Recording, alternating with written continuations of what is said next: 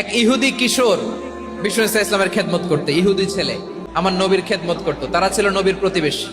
তো অনেকদিন হয় ইহুদি ছেলেটা আসে না। বিষ্ণুনবী খোঁজ দিলেন, ঘটনা কি? একটা ইহুদি ছেলে না আমার খেদমতে আসতো, ছেলেটা কই? খোঁজ নিয়ে জানলেন ছেলেটা অসুস্থ। বিষ্ণু ইসলাম ওই ইহুদির বাড়িতে চলে গেলেন ওই ছেলেটাকে দেখা করার জন্য, ভিজিট করার জন্য।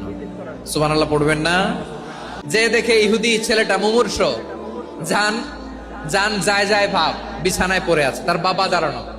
বিশ্বনবী তার মাথার পাশে বসলেন, মাথায় হাত বুলিয়ে দিলেন আর ছেলেটাকে বললেন, আসলিম, হে ইহুদি ছেলে, আসলিম, ইসলাম ধর্ম গ্রহণ করো। তো ছোট্ট ছেলে ভাবে আমরা ইহুদি, এখন ইসলাম ধর্ম গ্রহণ করলে আব্বা যদি বকা দেয়, ফানাযারা ইলা ওয়াজহি আবি, ছেলেটা তার বাবার চেহারার দিকে তাকালো, দেখি আব্বা কি কয়।